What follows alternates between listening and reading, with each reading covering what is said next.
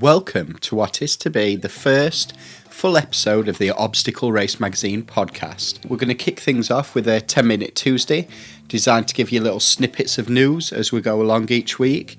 In this episode, we're going to be discussing basically the turmoil that's going on in and around Tough Mudder at the moment, so rumours and the CEO leaving the company, etc. This week, our guest's going to be Kevin Newey, my partner in crime at the magazine. So we're going to be discussing what's going on there, bringing people a little bit more up to date on what we know from what we've seen from different media outlets.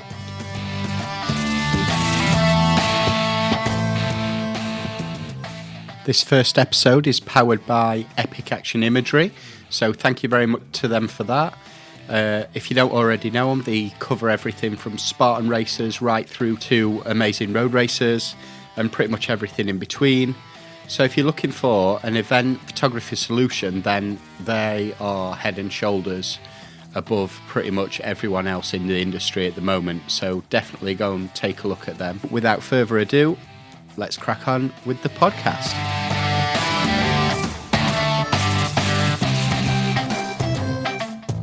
For this week's 10-minute Tuesday, we've got along Kevin Newey with us for a bit of interview action. If you don't know, Kevin Newey is also my partner in crime and co-founder at the magazine.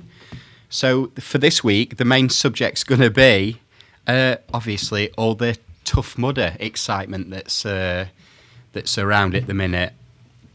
So what do you think about it, Kevin, from what little bits you've seen? I just don't know where to start, really. You just you see Tough Mudder as it's the biggest global brand of obstacle course racing. And it seems to be falling into disarray at the moment. Yeah. I think the interview with Matt, which happened over Christmas time and over New Year, didn't really help because it kind of threw the cat amongst the pigeons in terms of what sort of rumours were circulating. And then Matt being Matt at Obstacle Racing Media, as soon as he smelt anything that didn't 100 seem on the straight and narrow, he wanted to chase it then.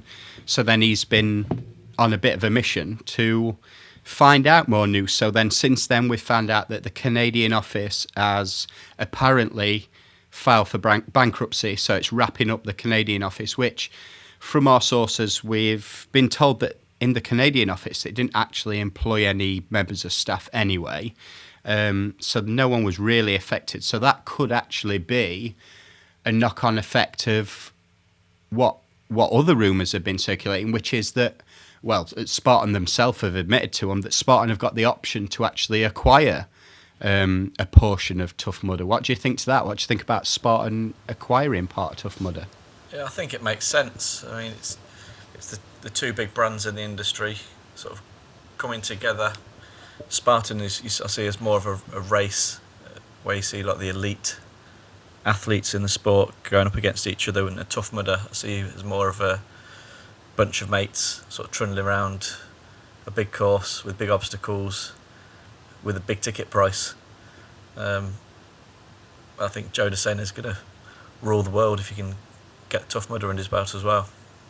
Yeah, because it's two, like you say, it's two separate areas, even more so since Tough Mudder took away the prize money last year or the year before from like the Tough Mudder elite waves and what have you. It's opened it up even more for Spartan to actually rule the competitive side of OCR, and then for Tough Mudder to go even more down the route of the team building, the camaraderie, that sort of side of it. So they've but another bit of sort of how can we describe it, sort of concerning news has been that Kyle's also left. So if you don't know Kyle, he was the CEO of Tough Mudder, and he's done like massive things since he's been with the company. He's certainly one of the only ones who has ever reached out to us as in terms of a media company to actually connect one-to-one. We never had that with Will, so I think he'll be a great loss to Tough Mudder. I don't know what you think, Kevin. Yeah, I mean, the big surprising thing is with the interview with Matt last week, and Will was sort of singing Kyle's praises that he's doing great things and he's the right man in charge. and it's subsequently come out that it looks like he left the role prior to this interview going out. So it sort of puts everything that was said in jeopardy in that interview, really. What do you believe and what don't you believe? As you said, Kyle's the only one that's reached out to us, but Obstacle Race Magazine, I think we did an interview in one of the issues last year. We've reached out to Will on numerous occasions to do bits and try and get to know more what's happening in the world of Tough Mudder, but it's been very elusive, and this you just don't know what to believe. Yeah, definitely. It does make you question everything else that Will did say within that interview. It sort of makes you worry a little bit more, because then it makes you look at it in terms of, is he hiding anything else? Is it all on the straight and narrow and what have you? But I think in terms of, because what we've got to remember as well, they've got a big old bunch of office staff and ground staff and crew throughout the world looking after all these different areas, because it's looking like they've actually been launching into 25 different countries now. So it's not like they've stopped growing. They've still got their sort of far eastern areas of the world, like Asia and places like that have only just started to grow in terms of the industry and OCR. So they've got all those areas that are doing so well, and then it seems sort of, because America has always been a year ahead of the UK. The UK have always been around a similar sort of timeline as what Australia's at in terms of the growth of the industry. But all these other areas, it's still brand new to them. But yeah, so it is strange. So for them to be doing so well in some areas, but then other areas obviously not. America's obviously not doing quite as well as what it looks like they're doing from the outside looking in. And the Boston, so last we heard, there's no staff in the Boston office at the moment, apparently. So and they were promised by Will that they'd be back on the 2nd. So, I mean, from my point of view, again, from like the UK side, we've seen a lot of races sort of go bump over the last 12, 24, 36 months. Races who have taken people's entry money and disappeared with it. So it's made people very wary of entering races and putting their money into the smaller brands. And this is just going to cause even more confusion when they're thinking, can we put money into the bigger brands, which will make the life even more difficult for the smaller races. We've got Mud 7, which we organise ourselves, and we know sort of how difficult it is to sell tickets. Anyway, we're sort of constantly working and looking at new avenues and all the charity work that we do as well. But I think this is just going to make it more difficult for the smaller guys that are still out there trying to put races on. They don't make big profits. Everybody sees Tough Mudder as the big profiteers with sort of car parking fees and the spectator costs and everything else that goes with it. So I think people just want answers. There's a lot of people who are really loyal to the Tough Mudder brand in the UK. You see the large groups that are there, with the Legionnaires with their different colour headbands, and have done sort of 10, 20, 30 different events. And everyone just wants to know what's going on. And so with the interviews that have happened over the last couple of weeks, it's just putting doubt in anything that they say. So even if they put out some statements now, do we believe it or not? Yeah. So even if they do release tickets for sale now, because at the moment, obviously, we've not really mentioned this yet, but tickets are offline in terms of the US and the UK at the moment.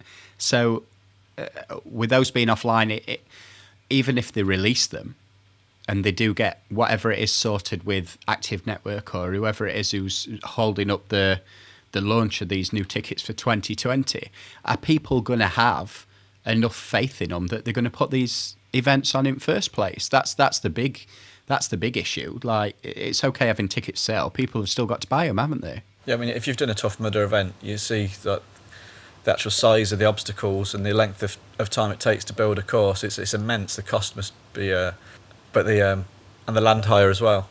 So they need to get big numbers to Tough Mudder events. if people are going to start holding the money back and thinking I'll enter it nearer the time, they're not going to carry on putting these events on. I think Joe Descender did an interview last week where he said like Spartan's been going now for sort of 10 years, but for the first 7 or 8 of those, they didn't make any profit. And if Tough Mudder are now struggling, I can't say I can pull it back unless it does go into the hands of Spartan and they can turn it around. Yeah, yeah.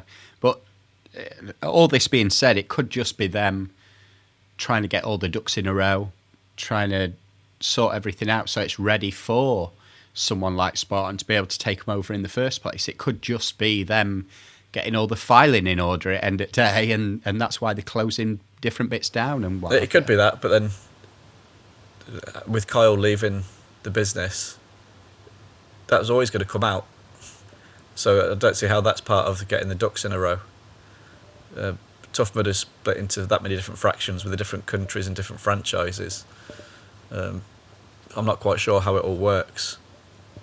And it's the Canada and the European ones which were supposedly on the table for Spartan to have sort of a first refusal of, and Will said that wasn't quite the case, but he's sure they can come to some sort of deal, and they're working towards it and still talking, but they weren't there. They didn't have to sort of signed it all off. It's going to be interesting, but we're coming into the start of the year now. Everyone should start buzzing to say what events they're signing up for this year, and it seems to put a bit of a downer on things.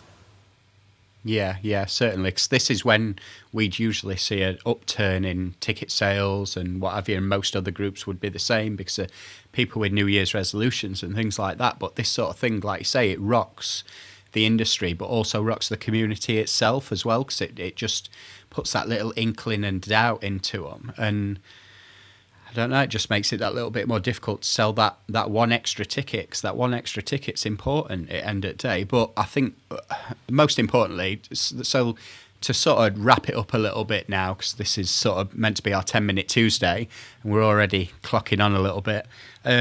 Kyle will be missed, because I think he genuinely was a good person to have in that CEO's position.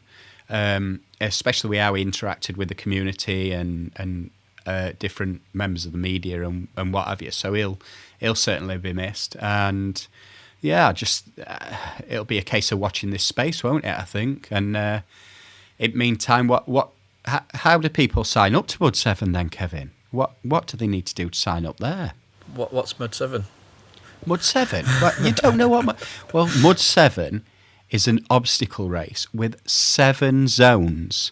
7 zones, each put on by a different race organisation, and they bring along their favourite obstacles for your enjoyment, and they place them all across a kilometre of the events area. So you've got 7 kilometres altogether of these obstacles for So that's what that is, Kevin.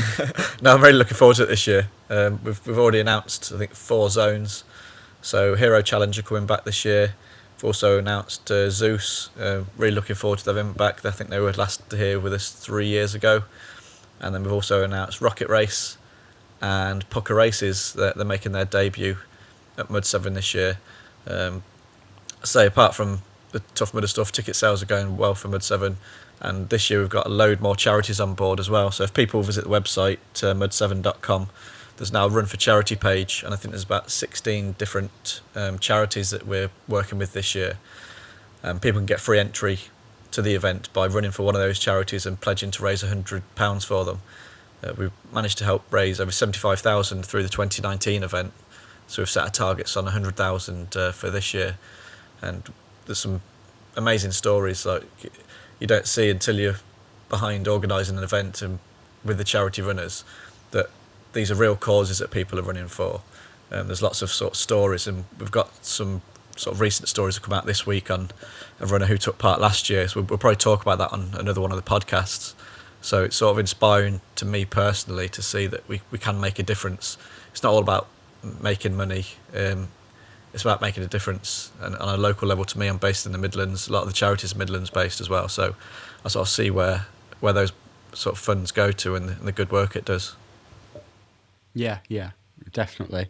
It is pretty cool to see especially to see the range of runners that we have at Mud 7 each year as well. That's the bit that can spur you on. Basically, you can get a year's worth of motivation just out of watching those sort of 2,000 people running around that course. But awesome. Right, okie dokie. So people know what to do. They need to get themselves signed up for Mud 7 so we can see them in August. And until then, we will see you next time. Anything you want to say? So there's one final thing. Go. If you haven't already subscribed to Obstacle Race Magazine, go to www.obstacleracemagazine.com. We've got some fantastic offers on for 2020, including entry to nuclear races, Spartan, plus many more. So get signed up. Sorted. That's marketing done. Lovely stuff. Cheers, Kev. Thank you very much. Cheers. Bye-bye. Bye.